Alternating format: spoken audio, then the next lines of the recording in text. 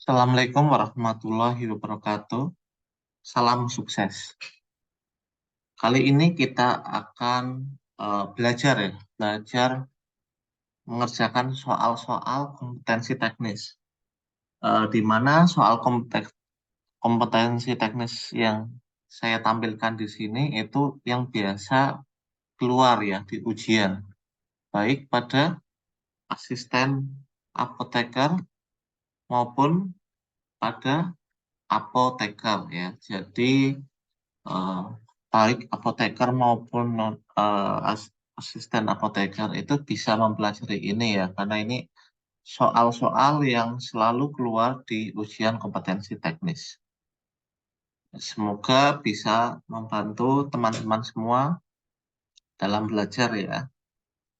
Dan jangan lupa like dan subscribe channel ini supaya saya semakin semangat untuk menyiapkan materi-materi supaya bisa bermanfaat ya untuk teman-teman yang ingin menggapai PPPK ya, untuk profesi farmasi ya, baik apoteker maupun asisten apoteker.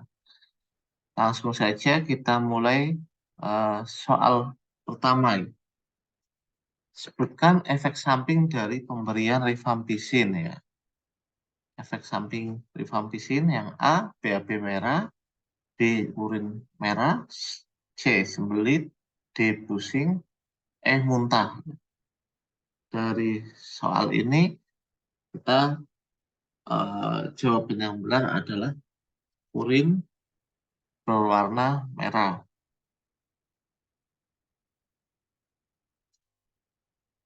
Nah, di sini ada pilihan yang lain eh, seperti BAB merah. Ya, BAB merah tidak ada obat ya yang menyebabkan BAB merah kecuali adanya pendarahan. Nah, jika terjadi pendarahan, maka eh, harus dihentikan pendarahannya. Kalau ada soal BAB pasien BAB merah, maka kita hentikan pendarahannya ya. Kalau pendarahan di dalam tubuh atau biasa kita sebut pendarahan visceral, kita menggunakan somatostatin ya.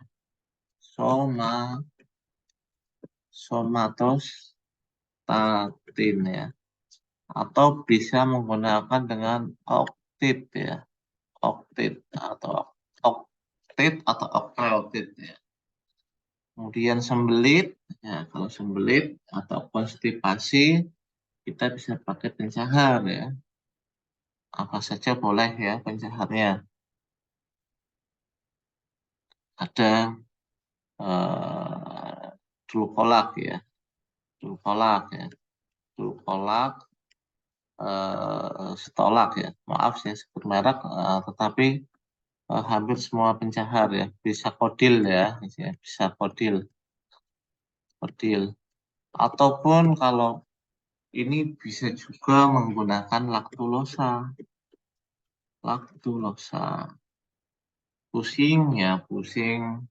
Kalau pusing biasa, merasa pusing, siapa pun masih sanggup ya untuk pusing. Tapi kalau pusingnya eh, vertigo ataupun migrain, flunarizin ya, flunarizin atau eh, bisa juga beta histin. Kemudian mual muntah. Nah, kalau seandainya di soal ada tentang mual muntah, bagaimana eh, orang mengalami mual muntah? Bagaimana cara menanganinya? Kita pastikan dulu penyebabnya. Mual muntahnya, penyebabnya karena apa dulu? Ya, kalau post op ya, post post operasi, post operation nosocomitis itu PONV itu setelah operasi bisa menggunakan ondan ya, ondan sentral masih bisa.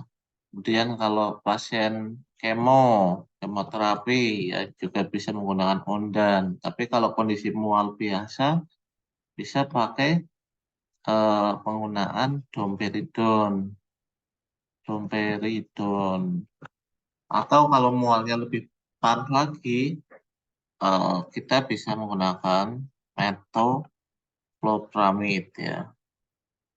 Ya, tadi itu beberapa pilihan ya penggunaan obat dan cara mengatasinya ya. Karena di soal saya sudah membuat soal sedemikian rupa yang saling berhubungan ya, yang biasa keluar di ujian PPPK. Selanjutnya ini terkait dengan BUD ya, BUD vaksin BCG. Ya, berapa BUD vaksin BCG? Vaksin BCG itu selama 3 jam. Nah, soal selanjutnya, obat TBC apakah yang dikontraindikasikan pada anak? Nah, saya kasih kiat-kiatnya ya dalam mengerjakan. Dari soal itu perhatikan ada jebakannya ya, jebakannya. Jebakannya biasanya ada kontraindikasi, kemudian ada tulisan kecuali ya. Kalau bacanya terlalu cepat atau hanya awalnya saja dibaca, belakangnya nggak dibaca, ya tiba-tiba ada kecuali atau kontraindikasi. Ya, apa jawabannya di sini? Obat yang dikontraindikasikan pada anak itu adalah etambutol ya.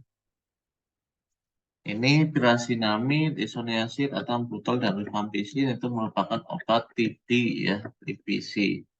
Kalau lamivudin itu beda. Nah, kalau lamivudin ini untuk obat HIV ya. Ada tenofovir, ada lamivudin, ada evairen, atau juga nevirapin. Ya.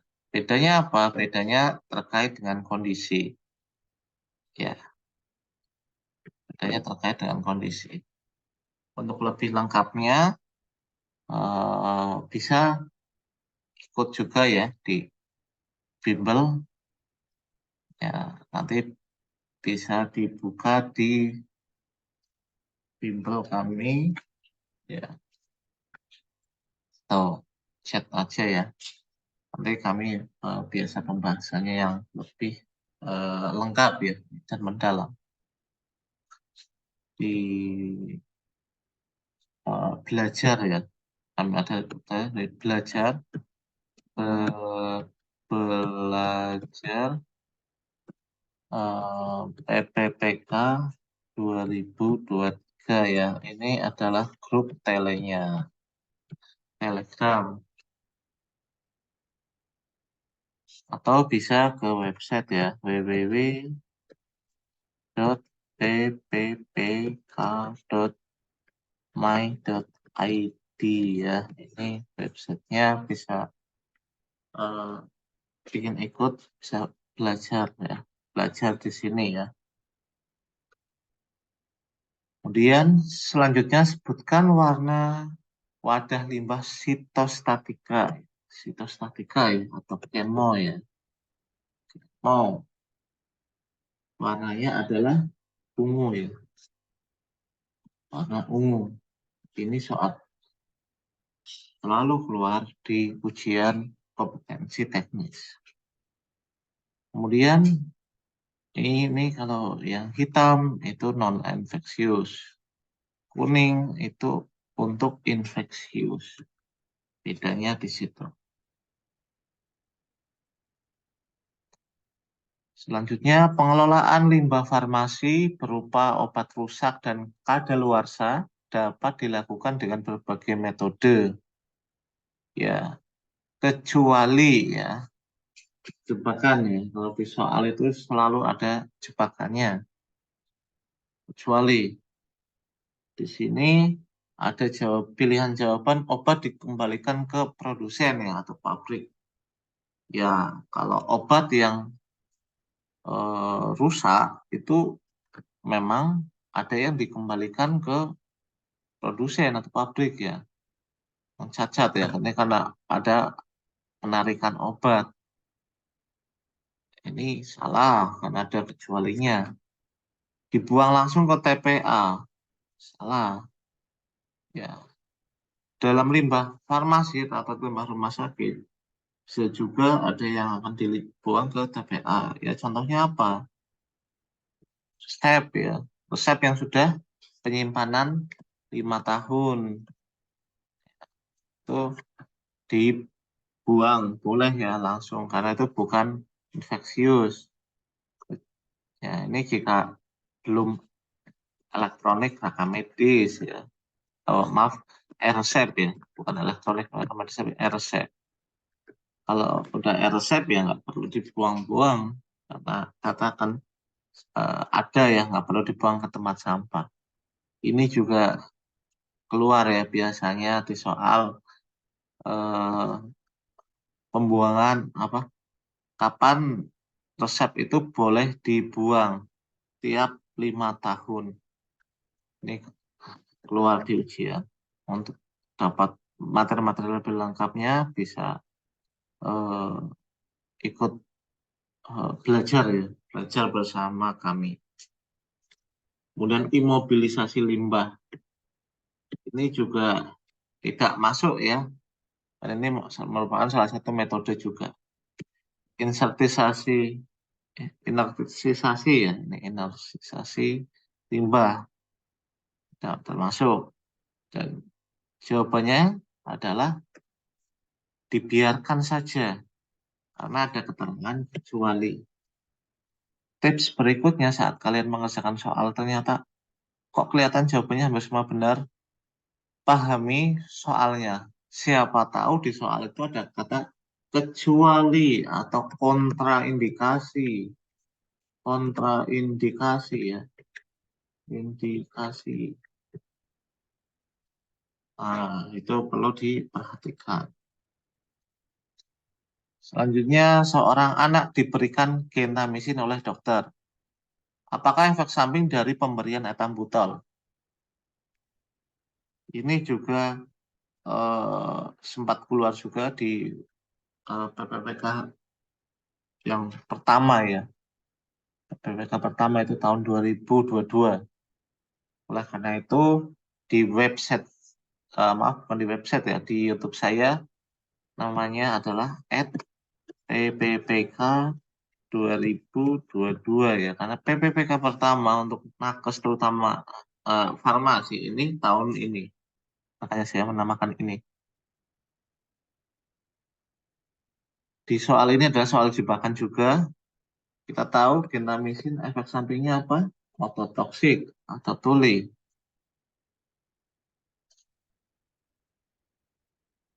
Atau bisa juga kerusakan ginjal ya.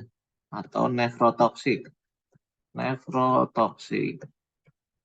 Kerusakan ginjal. Tapi sifatnya adalah reversible. Bisa kembali lagi. Bisa pulih. Jika kerusakannya tidak terlalu parah ya pastinya. Nah, sini ada dulu etambutol ya, sampai etambutol ya. Jadi kita mengerjakan soal jangan langsung baca depan langsung oh udah selesai. Padahal pertanyaannya bisa beda. Apa pertanyaan intinya adalah efek samping dari etambutol. Apa itu efek sampingnya?